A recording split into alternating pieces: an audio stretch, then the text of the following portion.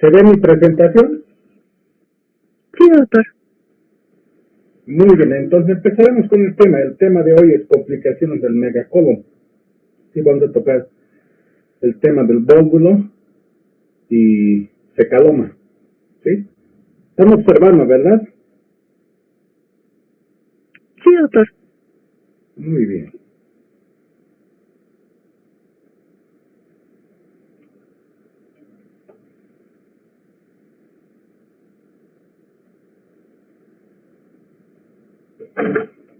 Entonces, el primer tema será el vólvulo. El vólvulo, vamos a analizar primero la incidencia mundial del vólvulo respecto a Latinoamérica. En países occidentales, por ejemplo, las obstrucciones intestinales bajas son causadas en un 5-10% por vólvulo, ¿sí? En países occidentales, y predomina más que todo en ancianos por encima de los 70 años. Y tiene una mortalidad de 10 a 20%, ¿sí? Mientras en América Latina, observen, la incidencia de vólvulos es muy alta. Representa alrededor de 50-79% de obstrucciones intestinales bajas. Y se presenta en pacientes más jóvenes, entre 40 y 60 años. Si nosotros observamos con el resto del mundo, es mayor a 70 años en las otras partes del mundo, por ejemplo, Europa, Estados Unidos, ¿sí? Donde también los casos son muy bajos, ¿no? Pero sin embargo, en América Latina, el porcentaje de vólvulos o la frecuencia de vólvulos es muy alta, ¿sí? Y se presenta entre 40 y 60 años aproximadamente. Predominan los varones, 3-1, ¿sí? Y la mortalidad es de 30% aproximadamente según la complicación, o no, según las complicaciones que podría presentar el vólvulo. La marcada variación geográfica, por ejemplo, de 40 veces más frecuente en los Andes versus países occidentales. ¿Ya? Esto representa, estamos en la zona del cinturón andino del vólvulo, dice, ¿no? El cinturón andino está compuesto por Perú, Bolivia especialmente, ¿sí? Es la zona hiperendémica a nivel mundial, ¿sí? Las diferencias en edad, dijimos, es más frecuente entre la edad de 40 y 60 años, es más frecuente en sexo masculino, ¿sí? La mortalidad varía según el tiempo de evolución del paciente, según el momento del diagnóstico. Hay pacientes que vienen, pues, o van al hospital después de una semana, por ejemplo. Han estado una semana en su casa con gran distensión abdominal, ingresan por servicios de emergencia ya con shock séptico, ¿sí? Pero cuando el vólvulo se diagnostica en forma temprana, no tiene mucha necesidad, ¿sí? En Brasil y México también existen vólvulos, pero sin embargo los vólvulos en este caso no son secundarios a dólico megacolon andino, sino son secundarios a megacolon chagásico. Mientras los vólvulos que tenemos nosotros en Perú, en Bolivia, es secundario a dólico megacolon andino. Etiología y fisiopatología del vólvulo. Hay factores anatómicos que predisponen a que esta asa cerrada gire en contra de las agujillas, de las manecillas del reloj. Hay rotación antihoraria del vólvulo, ¿sí? ¿Y cuáles son estos factores que predisponen anatómicos y factores funcionales? Hay factores anatómicos. Primero tiene que existir un dólico megacolon andino o un dólico megacolon chagásico, ¿sí? Entonces dijimos que el dólico megacolon andino es la que más se volvula, mientras también el chagásico podría volvularse, pero mientras el dólico megacolon chagásico se complica más con cecaloma, ¿sí?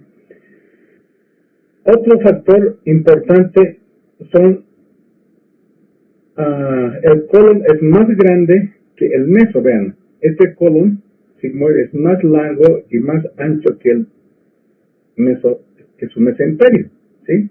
Y a su vez tiene que existir una mesocolitis retráctil. ¿Qué quiere decir esto? El mesosigmoides aproxima el cabo proximal y el cabo distal del colon. De modo que este colon, con su mesosigma retraído, dé una vuelta en dirección antihoraria a más de 180 grados. Eso es lo que son factores que se necesitan para que exista un vólulo, ¿sí? Primero, tódico megacolon andino o chagásico, ¿sí?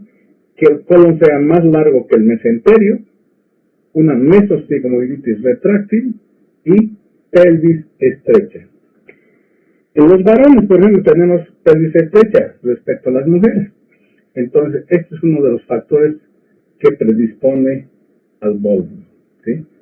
Entonces, si les pregunta cuáles son los factores, los requisitos para que haya vólulo, son esos 4 factores anatómicos: dólico megacolon, el colon sea más largo que el mesenterio, que exista mesosigmoiditis retráctil y pelvis estrecha. Hay factores funcionales: estreñimiento crónico, dieta alta en fibra, distensión colónica crónica. Dieta alta en fibra, ¿por qué? Ustedes saben, los carbohidratos, proteínas, lípidos se absorben a nivel de intestino delgado, pero sin embargo, los alimentos que tienen alta cantidad de fibra, la fibra no se absorbe, no se desintegra por completo a nivel de intestino delgado. Y esta fibra que no se desintegra pasa al colon, y en el colon es fermentado por las bacterias, ¿sí? Entonces, esta fermentación de las bacterias provoca grandes cantidades de gases en el colon y gran distensión colónica.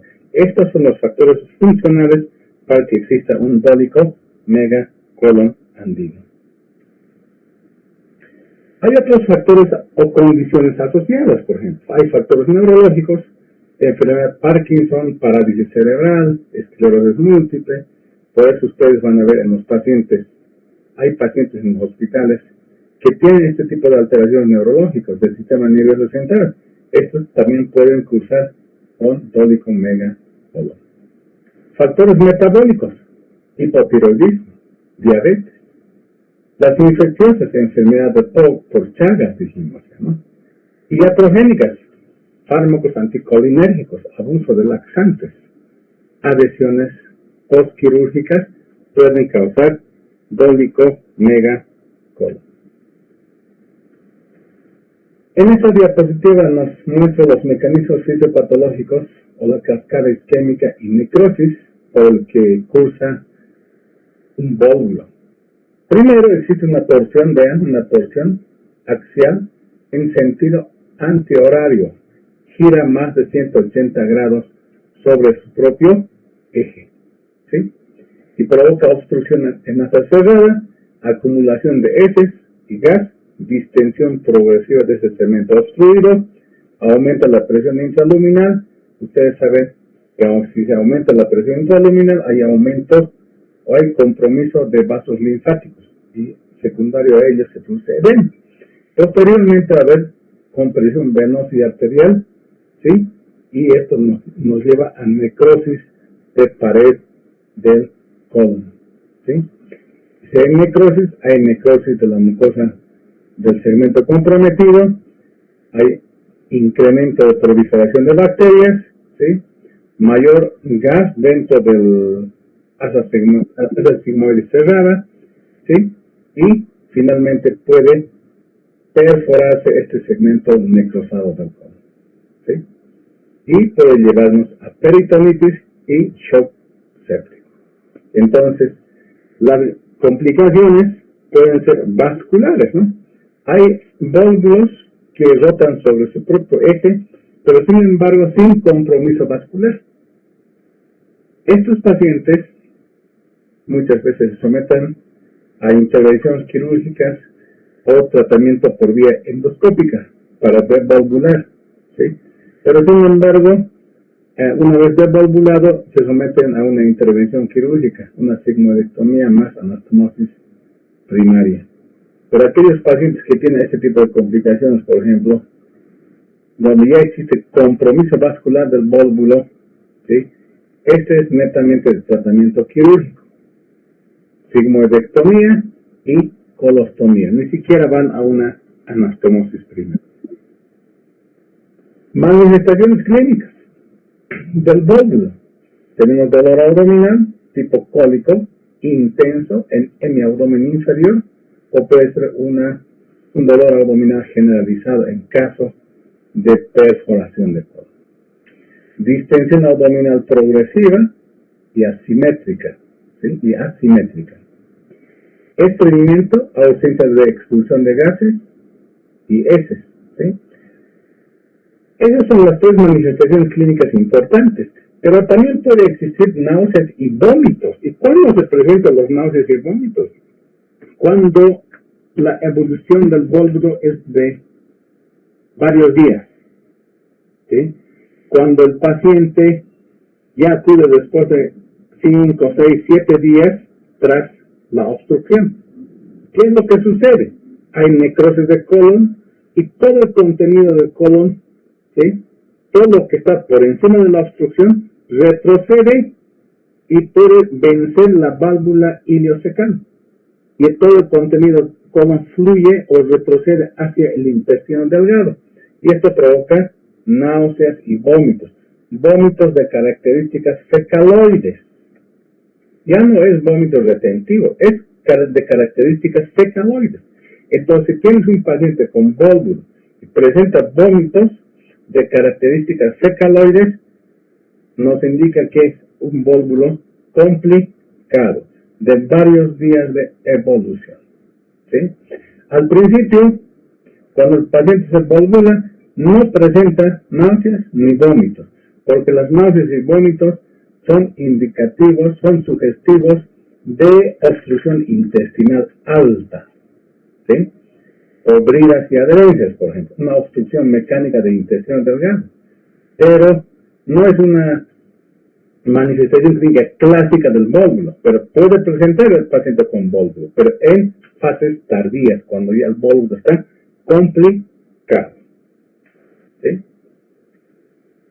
Signos de gravedad, vean, por necrosis, fiebre, taquicardia, hipotensión, signos de sepsis, ¿sí? El paciente está en shock séptico. Muchas veces encontramos así un vólvulo totalmente necrosado, ¿sí? Puede haber peritonitis por perforación de colon, ¿sí? Al examen físico, timpanismo intenso, ampolla rectal vacía y sanguinolenta.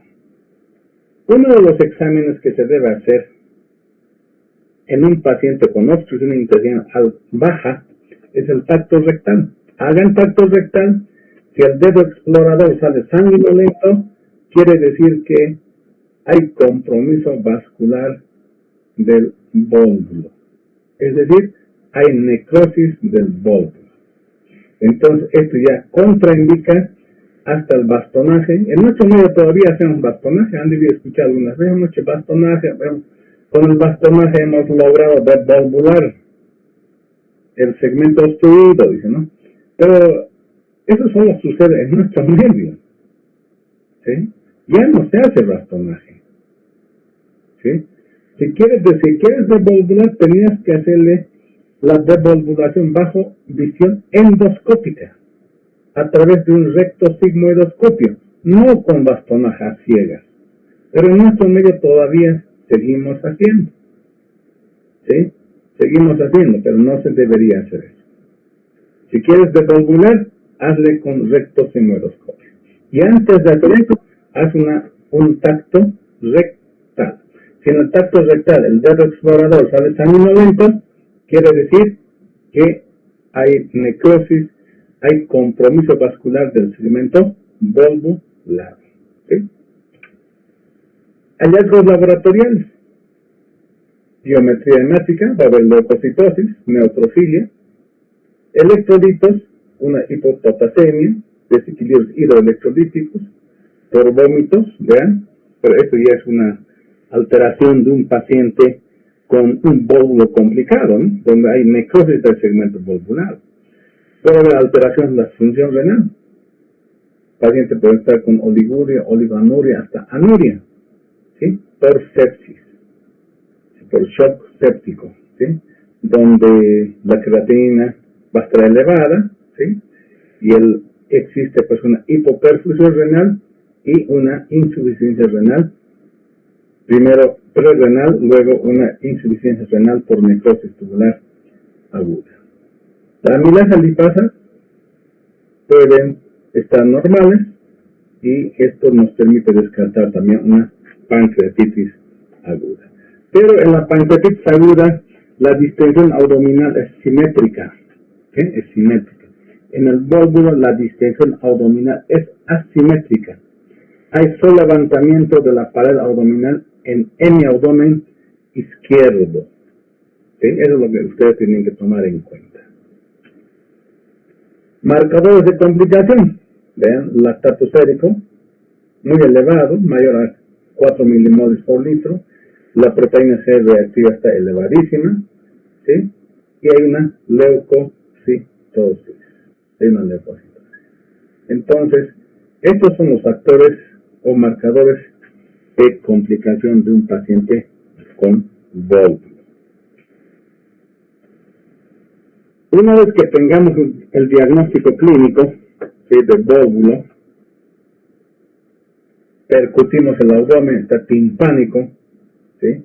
Hacemos tacto rectal, hay sangre, o el dedo explorador sale manchado de sangre, nos indica que hay complicación del vólvulo, ¿sí? Solicitamos como un primer examen básico, una radiografía simple de abdomen. En la radiografía simple de abdomen, observen acá, vamos a poder observar una imagen en grano de café. Algunos autores indican que se parece a la cabeza de cobra, ¿sí? Yo no veo, teníamos que tener mucha imaginación para comparar también con la cabeza de cobra, ¿no? Pero sí se parece a un grano de café, ¿sí? Después vamos a observar distensión colónica. Puede haber niveles hidroaéreos. Puede haber niveles hidroaéreos. Ausencia de gas en la ampolla rectal. Ampolla rectal vacía. Sí, anótense eso, ¿no? Ausencia de gas en la ampolla rectal, en la placa simple de abdomen. Signos de granos de café. Al tacto rectal. ¿Sí? Al tacto rectal vas a encontrar ampolla rectal vacía. Si está complicado tu vólvulo, tendrás sangre en la ampolla rectal, ¿sí? En caso de que no existiese sangre en la ampolla rectal, quiere decir que tu vólvulo no está complicado, ¿sí? Ahora puedes encontrar también neumoperitoneo, como en esta imagen. Acá tenemos diafragma, el hígado, entre hígado y diafragma hay aire. Entre el fondo gástrico y el diafragma hay aire, ¿sí? Esto es un signo radiológico de neumoperitoneo por perforación del vólvulo, ¿sí? Por perforación. Entonces, cuando existe perforación o neumoperitoneo, ya pues estamos frente a un vólvulo de sigmoides complicado, ¿sí? El paciente seguro estará en shock séptico, ¿sí? El signo radiológico, si fuese unilateral el neumoperitoneo, solo observan ustedes aire entre diafragma e hígado en un solo lado, se llama signo de Poupart, se llama. El signo radiológico se llama de Poupart, ¿sí? El signo clínico a la percusión en el hipoconio derecho, ¿sí? Percutes y es timpánico, se llama signo de Joubert. El signo clínico de neumoperitoneo se llama Joubert. El signo radiológico se llama de Poupart. Y como en esta imagen se observan neumoperitoneo, es decir, aire por debajo del diafragma en ambos lados, se llama signo de alas de gaviota. Se puede solicitar también una tomografía computarizada de abdomen. Muy pocas veces la solicitamos, ¿no? Nosotros. ¿Por qué? Porque en nuestro medio, el estudio básico, un estudio económico, es una placa simple del abdomen. ¿Sí? Si llega al diagnóstico en un 90% solo con examen clínico. ¿Sí? El 2 a 3% necesitamos para confirmar nuestro diagnóstico clínico una placa simple de abdomen. Pero sin embargo, en otros hospitales fuera de nuestro país solicitan una tomografía computarizada. En la tomografía computarizada observen, ¿sí?, vamos a encontrar el signo del remolino. ¿En qué consiste este signo del remolino? Representa una torsión mesentérica con vasos girando sobre sí mismo. Tiene una sensibilidad de 100%, ¿no? El signo del pico de pájaro, ¿sí?, nos indica estrechamiento progresivo de extremos aferente y eferente a medida que se acerca al punto de torsión. Esos son dos signos tomográficos que debemos observar en un paciente con válvula. Y también puede existir aumento o engrosamiento parietal de la pared del colon. ¿Sí? Vean, lo más sencillo es solicitar una placa simple del abdomen una vez que tengamos el diagnóstico clínico. Ahora, si estamos en otros centros, ¿sí?, donde tenemos tomografía computarizada, pueden solicitar, pero no es un estudio de primera línea. ¿Sí? Suficiente una plaquita simple de abdomen donde te muestre el signo de grano de café y tú puedes programar ya un procedimiento médico o un procedimiento quirúrgico para resolver el vólvulo. Manejo del vólvulo. Observen acá. El paciente ingresa por emergencias, ¿sí? El clínico la examina y puede optar por un tratamiento endoscópico para devolvular. Pero antes de hacer el tratamiento endoscópico, haz el tacto rectal. Si al tacto rectal sale tu dedo explorador sanguinolento, quiere decir que hay sufrimiento de intestino volvular, del segmento volvular. Por lo tanto, es una contraindicación para devolvulación endoscópica. ¿Sí? Luego solicitarás una placa simple de abdomen. ¿Sí? Puede ser una placa simple de abdomen donde verás el signo de grano de café y el cirujano decide opera o no lo opera. Si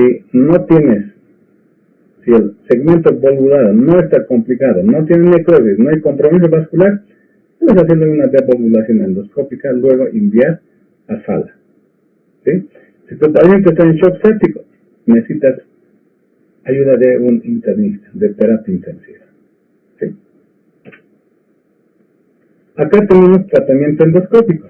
Indicaciones: pacientes estables sin signos de peritonitis o perforación. ¿Sí? Tiene un éxito de 60 a 95%. ¿Sí? Con el rectosigmoidoscopio, como acá observan, se puede devolvular. Entonces, la devolvulación nos permite el tratamiento diferido del dolicomegacolon sigmoide. Una vez que devolvulamos al paciente, se envía a sala. En sala programarán para una cirugía electiva. ¿Sí? Ahora, hay pacientes también que se devolvulan y se van, vuelven después de 2 o 3 semanas nuevamente con vólvulo. Entonces, el tratamiento endoscópico no es definitivo. ¿Sí? Se utiliza como un puente para cirugía nada más. ¿Sí? Tiene una recurrencia de 75%. Seguro que a las 2 o 3 semanas el paciente vuelve nuevamente con vólvulo. Tratamiento quirúrgico. ¿Sí? Cirugía de emergencia. Cuando hay necrosis perforación, resección sigmoidea más colostomía de Hartmann. ¿Sí? Cuando hay volvo sin compromiso vascular, se puede hacer una resección sigmoidea más anastomosis periprina, o puedes hacer también una Hartmann, o una ostomía en asa, en doble estoma, o de Mikulicz, en caño de escopeta, por ejemplo. Uno dice, pero doctor, ¿por qué este tipo de colostomía, o por qué las colostomías en aquellos pacientes sin compromiso vascular? Pero la cirugía de emergencias pues difiere a la cirugía electiva. En la cirugía de emergencias no se valora el estado nutricional del paciente, ¿sí? No se valora, porque para una anastomosis primaria o periprina tienes que tener un buen estado nutricional. Cuando un paciente va por emergencias, está con volvo, y tú, como cirujano, descartas necrosis intestinal, puedes ingresar a quirófano a hacer una sigmoidectomía, ¿sí? Si tu paciente es joven, consideras que tiene buen estado nutricional, puedes hacer una anastomosis primaria. Pero si tienes un paciente anciano, 70, 80 años, con pómulo, o un paciente que tiene comorbilidades, ¿sí? Diabetes, un paciente con neoplasias, no puedes hacer una anastomosis primaria. ¿Por qué? Porque en un plazo de 72 horas aproximadamente, o máximo hasta 10 días, esa anastomosis primaria, ¿sí?, se abre. Hay una dehiscencia de sutura y vas a tener fístula de la anastomosis, ¿sí? Puede haber una dehiscencia parcial, una dehiscencia completa.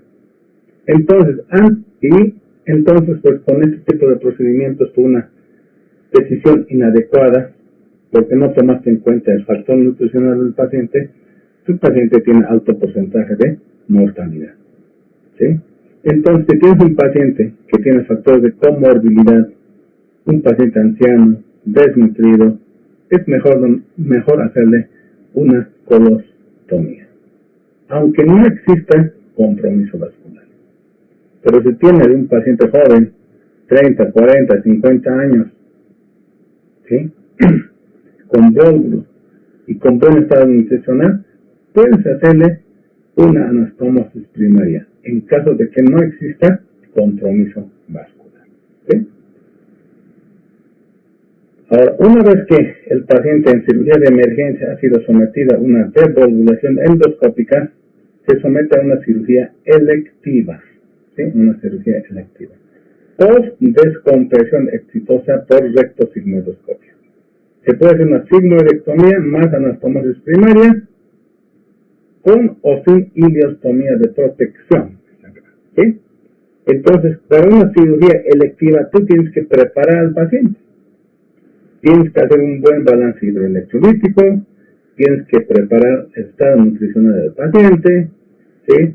Entonces, si tu paciente está desnutrido, haz nutrición antes de hacerle una cirugía, una sigmoidectomía y una anastomosis primaria, ¿sí? Antes de eso. Nosotros en nuestro medio, por ejemplo, algunos colegas hacen sigmoidectomía y en el postoperatorio recién administran nutrición parenteral. Eso también está controvertido, ¿sí? Es mejor hacer nutrición parenteral antes de la cirugía, antes de hacerle una sigmoidectomía y una anastomosis primaria. Por eso se llama cirugía electiva, ¿sí?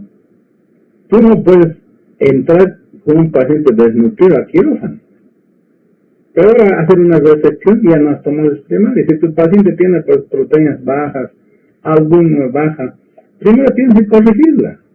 Y una vez que corriges, recién someter a una cirugía, ¿sí?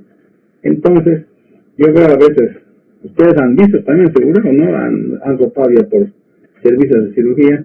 Hay colegas que han sometido a pacientes a una cirugía electiva, o someten a una cirugía electiva, una sigmoidectomía más anastomosis primaria, y en el postoperatorio están administrando aminoplasmal o nutrición parenteral. ¿Para qué? No tiene sentido. Por eso cirugía electiva. Si tenía tu paciente algún tipo de alteración en cuanto a la nutrición, ¿por qué no corrigiste el déficit el déficit de nutrición en el preoperatorio, ¿ves? Entonces la pregunta, ¿sí? Entonces, ustedes antes de someter una intervención quirúrgica o una cirugía electiva, primero deben tener un buen estado nutricional del paciente, ¿sí? No puede estar tu paciente con anemia, no puede estar con alteraciones hidroelectrolíticas, no puede estar con alteración de la función renal, de la coagulación, ¿sí? Un buen estado nutricional, recién sometes a una cirugía electiva. Entonces, en cirugía de urgencias, vean, en cirugía de urgencias, ¿sí? Hay una mortalidad de 36%, ¿sí? En anastomosis primarios. Pero sin embargo, esto es secundario al estado nutricional del paciente. Cuando la fístula se presenta en las primeras 72 horas, es inherente a la técnica quirúrgica, y cuando la fístula aparece después de las 72 horas hasta el 10º día, es inherente al estado nutricional del paciente. Tenemos este tipo de colostomías, vean, colostomías terminales, esta es colostomía tipo Hartmann. ¿En qué consiste esto? Sigmoidectomía más una ostomía, ¿sí? Acá tenemos otra colostomía en asa, ¿sí? También tenemos la colostomía tipo Inculix, en dos, tanto el cabo proximal como el cabo distal están exteriorizados, pero unidos entre sí por unos 2 a 3 centímetros próximos a la piel, ¿sí? Y también se utiliza este tipo de colostomías de doble estoma, un cabo proximal y un cabo distal que actúa como fístula mucosa. Esto es más que todo en cirugías, se utiliza más en cirugías pediátricas, las colostomías en doble estoma. Fecaloma. Definición, ¿qué es un fecaloma? El fecaloma es una formación monolítica de heces compactas y pétrea, generalmente a nivel de colon distal. Sigma recto que provoca obstrucción y no puede ser evacuado en forma espontánea. Hay otro término que van a escuchar ustedes, es impactación fecal. ¿Qué es la impactación fecal? Es la acumulación de heces moldeable en la ampolla rectal, evacuable con laxantes orales, supositorios o enemas simples. Vean, son dos cosas diferentes. Una es impactación fecal y otra es fecaloma. Fecaloma es una formación monolítica de heces compactas pétrea. Se extiende desde la ampolla rectal sigmoides o puede extenderse hasta por encima del sigmoides, dependiendo del tiempo de evolución del fecaloma. Mientras impactación fecal son heces maleables localizados en la ampolla rectal, que se puede evacuar en forma adecuada con enemas simples o laxantes por vía oral. Acá vemos un cuadro de diferencia entre fecaloma y impactación fecal. Impactación fecal, heces maleables o moldeables, donde se ubica en la ampolla rectal. El fecaloma es masa fecal pétrea, donde se ubica en rectos sigmoides, es generalmente secundario a megacolon chagásico. Es un factor importante el Chagas, pero también se puede presentar en otro tipo de pacientes. El fecaloma no es indicativo de enfermedades de Chagas, también puede presentarse en otro tipo de personas, ¿sí? El tratamiento de impactación fecal con laxantes, mientras el fecaloma, el tratamiento es con enema Murphy para ablandar las heces, ¿sí? Una vez que cuando no se puede evacuar con enema Murphy el fecaloma, se puede hacer una extracción manual, se puede hacer una extracción endoscópica, ¿sí? Y finalmente puede llegar hasta una cirugía. ¿Sí? Es de difícil tratamiento el fecaloma. Muchas veces Nosotros tenemos pacientes con fecaloma internados durante 2 o 3 semanas. En 3 semanas se evacúa su fecaloma. ¿Sí? Vean acá, la etiología del fecaloma es multifactorial, no siempre es Chagas. ¿Sí?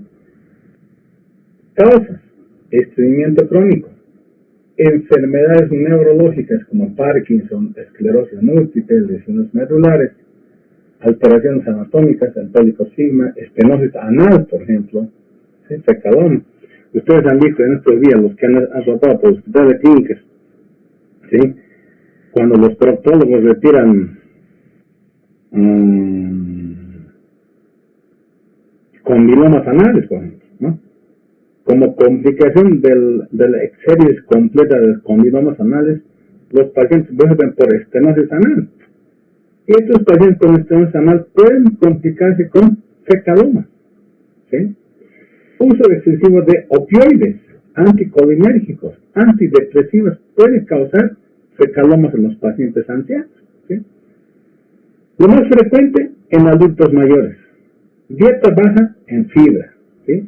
Enfermedad de Hirschsprung, ausencia de células ganglionares, afecta más a la porción del recto de Hirschsprung, pero la característica de Hirschsprung, doctores, no es dilatación, es espasmo del segmento comprometido, y por encima del espasmo del segmento comprometido hay dilatación. ¿Sí? Donde donde no existen células ganglionares, hay espasmo del tubo digestivo. Y por encima de ese espasmo hay dilatación. Mientras en Chagas, ¿qué existe en Chagas? En Chagas existe alteración o ausencia de células neuronales. ¿Sí? Hay ausencia de células neuronales de los plexos mientéricos de Aberwatch y Meissner. ¿Sí? Hay lesión por el parásito, por diferentes mecanismos, ¿sí? Pero este segmento comprometido se dilata en Chagas. El segmento comprometido se dilata. Mientras en Hirschsprung, el segmento comprometido se estrecha. Hay un espasmo, y por encima de ese espasmo hay dilatación. Esa es la diferencia de Chagas con Hirschsprung. ¿Sí? Tumores benignos o malignos que provoquen obstrucción del colon. Otro factor: enfermedades inflamatorias como Crohn, colitis ulcerosa, cirugías previas, radioterapia, impactación fecal previa recurrente. Vean, estos son los factores predisponentes para un fecaloma. No siempre el fecaloma es indicativo de enfermedad chagásica. ¿Sí? También puede presentarse en otro tipo de patologías, especialmente en ancianos con problemas neurológicos. Fisiopatología. En la fase 1 tenemos retención, deshidratación y compactación fecal. En la retención hay disminución de motilidad intestinal y deseo de defecar. Vean esta placa: fecaloma, ¿sí? Una gran masa de heces compactas, pétreo, dice, ¿no? La parte distal es más pétrea que la parte media y la parte proximal del fecaloma. ¿Sí? Segunda fase, la deshidratación, absorción excesiva de agua a nivel del colon. Primero es retención, disminución de la motilidad intestinal y deseo de defecación. Segunda fase, absorción excesiva del agua. Y tercera fase en la formación del fecaloma es la compactación, ¿sí? Una masa pétrea impactada. Manifestaciones clínicas, observen acá: gran distensión abdominal progresiva, dolor cólico sordo en hipogastrio pelvis, ausencia de catálisis durante varios días, puede ser semanas o hasta meses de evolución. Hay tenesmo, diarrea por rebosamiento. A esto se denomina incontinencia paradójica. ¿Sí? Puede cursar también con náuseas y vómitos, en caso de que el fecaloma, esa compactación de heces, provoca gran distensión del colon, puede provocar necrosis de la mucosa, necrosis de la pared del colon, puede provocar perforación del colon y el paciente entra en sepsis. ¿Sí? Signos clínicos. El signo de la fobia, vean. Si nosotros palpamos el abdomen, la pared abdominal, vamos a dejar una impronta, una huella de nuestra digitopresión. A esto se llama el signo de la fobia o el signo de Godet. ¿Sí? El signo de Yerfuni, sensación táctil de desprendimiento de la pared colónica respecto al fecaloma al soltar la digitopresión. ¿Sí? Signo de Pinochet, se ausculta crepitación húmeda por el roce del fecaloma con la pared del colon. Estos son los 3 signos clínicos de un fecaloma. ¿Sí? Hallazgos al examen físico. Palpación abdominal, que es lo que vamos a encontrar. Una masa palpable, no dolorosa en hipogastrio, en fosa ilíaca izquierda, distensión abdominal generalizada. Al tacto rectal, tumoración pétrea en la ampolla rectal. ¿Sí? Si la ampolla rectal está vacía, puede que el fecaloma sea proximal. Diagnóstico por imágenes. El primer diagnóstico de imágenes que debemos solicitar es una placa simple de abdomen. ¿Sí? Una radiografía simple de abdomen. Donde vamos a encontrar una masa densa con patrón moteado. ¿Sí? Imagen en miga de pan. ¿Sí, no? Imagen en miga de pan. ¿Sí? Es un signo, es un patrón característico de un fecaloma. Luego, si tuviésemos una tomografía, ¿sí? Solicitamos tomografía de abdomen, donde vamos a encontrar igualmente una gran acumulación de heces con patrón moteado. ¿Sí? Con la tomografía también se puede evaluar la extensión, localización y posibles complicaciones como perforación y úlceras a nivel de la pared del colon. ¿Sí? Entonces, pero sin embargo, frente al fecaloma, nosotros solicitamos primero una radiografía simple de abdomen. Posteriormente podemos solicitar una tomografía de abdomen. ¿Sí? Finalmente, una endoscopía, una rectosigmoidoscopía, que puede ser diagnóstico y también terapéutico. ¿Sí?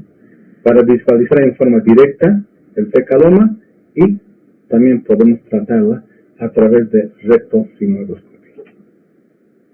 Complicaciones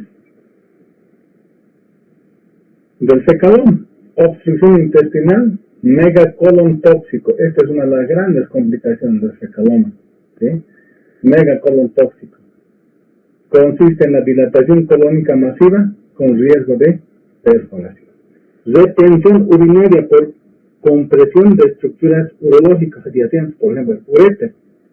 Incontinencia urinaria por compresión vesical. Estas son las complicaciones iniciales del fecaloma. ¿Sí? Y complicaciones graves: perforación intestinal, ulceraciones, sangrados, sepsis, peritonitis, insuficiencia respiratoria. Vean, el paciente entra en shock séptico por necrosis de la pared del colon. ¿Sí? Por necrosis y perforación. Esta es una de las grandes complicaciones. ¿Alguna vez han operado en el servicio de emergencias un fecaloma gigante? Hace unos 2 años vi que operaron un fecaloma. Y nosotros preguntamos, ¿desde cuándo se opera un fecaloma? El fecaloma de inicio no es tratamiento quirúrgico. No es de tratamiento quirúrgico. Solo es de tratamiento médico. ¿Sí? Entonces, la justificación del residente fue que el paciente estaba en shock séptico a consecuencia del fecaloma y secundario esto secundario a ulceración y sangrado de pared del colon. Es decir, tu paciente o su paciente estaba con un megacolon tóxico. Entonces, en esta situación le hicieron una colectomía total. ¿Sí? ¿Por qué? No, la masa fecal no solo se encontraba en el recto sigma, estaba en todo el marco cólico, según el protocolo. ¿Sí? Y esto ya había comprometido mucosa del colon, la pared del colon, y no tuvieron otra alternativa que realizarle una colectomía total. ¿Sí? Entonces, este paciente vive, pero sin embargo, hay que unir el intestino delgado con la ampolla rectal. ¿Sí? Creo que lo operaron después de un año. Está vivo el paciente, ¿sí? Pero estos son complicaciones graves que requieren también tratamiento quirúrgico agresivo. ¿Sí? Pero sin embargo, cuando nosotros tengamos un paciente con fecaloma, el primer tratamiento es médico, ¿sí? Con enemas. Acá tenemos el tratamiento, ¿no? El tratamiento médico escalonado, dice en esta diapositiva. Primero debemos hacer, una vez que tengamos diagnosticado un paciente con fecaloma, tendremos que hacer una proctoclisis con enema Murphy. ¿Para qué? Para ablandar el fecaloma. ¿Qué dijimos? Era una compactación fecal pétrea. Así se define el fecaloma, ¿no? Es una compactación fecal pétrea, que es difícil de evacuar con laxantes comunes y corrientes. ¿Sí? Requiere muchas veces extracción manual, requiere extracción instrumental con endoscopio, o finalmente puede requerir un tratamiento quirúrgico. Entonces, cuando tengamos primero el paciente con fecaloma, siempre realicemos enema Murphy, proctoclisis con enema Murphy. ¿Sí? Entonces, durante 2 a 6 horas de proctoclisis, ¿sí? Con 1 a 2 litros de solución de Murphy, ¿sí? Para ablandar gradualmente la masa fecal. Una vez que hagamos eso, podemos darle laxantes orales como polietilenglicol, ¿sí? Y en caso de que fracase estos dos procedimientos, se hace una extracción manual bajo anestesia, ¿sí? Bajo anestesia, para romper la cabeza del fecaloma, ¿no? ¿Cuál es el riesgo? El riesgo es la perforación del recto y desgarro esfinteriano. Vean acá, habla de la cabeza del fecaloma. Hay algunos artículos, ¿no? Un par de artículos por ahí encontré que indicaba que el fecaloma tenía 3 partes, ¿no? Cabeza, cuerpo y cola. Pero esta forma de indicar que el fecaloma tiene 3 partes es más local, ¿sí? Se puede observar en artículos locales, no en artículos internacionales, ¿sí? Busqué en literatura, por ejemplo, si realmente el fecaloma tenía 2 partes, ¿no? Pero indican que no está estandarizado dividir hacia el fecaloma por partes de cabeza, cuerpo y cola. Pero algunos artículos locales indican eso. La cabeza del fecaloma es la más dura, es la más pétrea, dice. El cuerpo del fecaloma es más blando. Y finalmente la cola del fecaloma contiene heces líquidas. ¿No? Pero solo existe este tipo de división del fecaloma en artículos locales, no en artículos internacionales. ¿Sí? Entonces no está estandarizado dividir el fecaloma en cabeza, cuerpo y cola. ¿Sí? Otras, finalmente se pueden hacer maniobras instrumentales con rectosigmoidoscopio, que fracasa el enema Murphy, laxantes orales, extracción manual, ¿sí? Se puede retirar el fecaloma bajo guía endoscópica. Bajo guía endoscópica y con irrigación. Vean, raro como primera línea de tratamiento. ¿Sí? Finalmente, si tu paciente tiene fecaloma, está en sepsis por necrosis de la pared del colon o perforación del colon, está indicado el tratamiento quirúrgico. Es la última instancia. ¿Sí? ¿Cuál es el tratamiento? Resección del colon. Puedes hacer una colectomía total, como algunas hicieron.